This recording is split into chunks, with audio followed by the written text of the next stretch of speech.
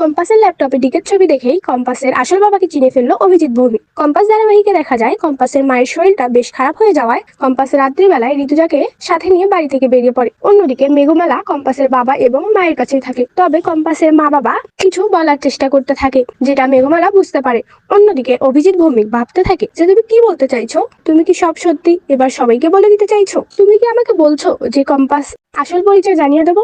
না, ওকে আমরা আমাদের মেয়ের মতো করে মানুষ করেছি, ওকে আমি সত্যিটা বলতে পারবো না, ওকে আমি বলতে পারবো না যে ও আমাদের মেয়ে নয়। সেটা অনেক বছর আগে, অনেক বছর আগে আমরা ওকে অ্যাডপ্ট করেছিলাম। কারা ওর বাবা মা সেটা আমরা কিছুই জানতাম না। একটা অনাথ আশ্রম থেকে ওকে অ্যাডপ্ট করেছিলাম, সেখানে শুধু ওর বাবার ছবিটাই দেখেছিলাম।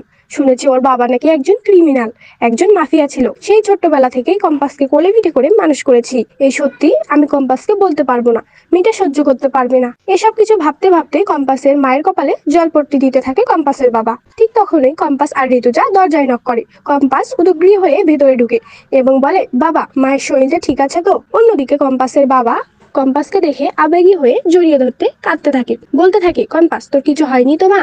তুই ঠিক আছিস তো? কম্পাস তার বাবাকে বলে, হ্যাঁ বাবা, আমি ঠিক আছি, তুমি চিন্তা করো না। কম্পাসের সাথে পাঙ্গা নেওয়া এত সহজে না, কম্পাস এত সহজে হারবে না বাবা। ওই ফর্মুলা আমি এমন কারো হাতে দেবো না যারা এই ফর্মুলার অপব্যবহার করবে। এই ফর্মুলার সমস্ত কৃতিত্ব তোমার আর আমার হবে বাবা। কিন্তু মায়ের শরীর এত খারাপ হয়ে গেল কি করে? এই বলে কম্পাস নিজের মায়ের কাছে যায়, মাকে জড়িয়ে ধরে কাঁদতে থাকে কম্পাস। তবে কম্পাসের মা বারবার কম্পাসকে কিছু বলার চেষ্টা করতে থাকে, যেটা কম্পাসের চোখে পড়ে। ভাবতে থাকে, মা আমাকে কিছু বলতে চাইছে। কম্পাস তার বাবাকে বলে, বাবা, মা এরকম ভাবে কি বলতে চাইছে আমাকে? অন্যদিকে অভিজিৎ ভৌমিক ভাবতে থাকে, না, কম্পাসকে সত্যিটা জানানো যাবে না। অভিজিৎ ভৌমিক কথাটা এড়িয়ে গিয়ে কম্পাসকে বলে, কিছু না, তোর মা আসলে অনেকক্ষণ তোকে দেখে না তো, খুব চিন্তা করেছিল, তাই একটু উদগ্রীব হয়ে গেছে।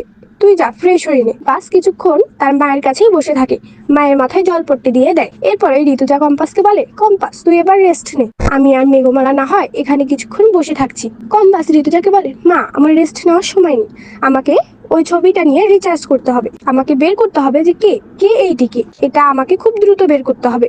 কম্পাস নিজের ল্যাপটপটা বের করে, আবার রিচার্জ শুরু করে। ডিকের ছবিটা ল্যাপটপে বের করাই থাকে।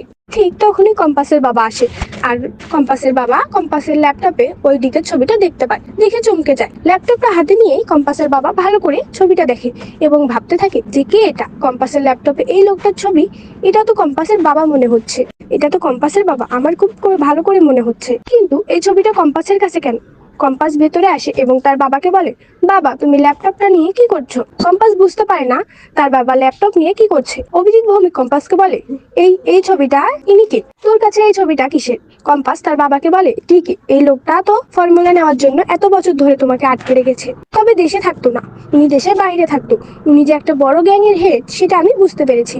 এবার লড়াই হবে ওনার সাথে আমার। শুনে অভিজিৎ ভৌমিকের মাথায় আকাশ ভেঙে পড়ে। ভাবতে থাকে, শেষমেশ বাবা মেয়ের সাথে লড়াই হবে? কম্পাস তো জানেই না এই লোকটা তার আসল বাবা। তো বন্ধুরা, তোমরা এটাই চাও তো যে এভাবেই যেন অভিজিৎ ভৌমিক ডিকের ছবিটা দেখে বুঝতে পারে যে এই ডিকে অন্য কেউ নয়, কম্পাসের আসল বাবা, এবং কম্পাসকে সব সত্যিটা জানায়? কমেন্টে জানাতে ভুলো না। ধন্যবাদ।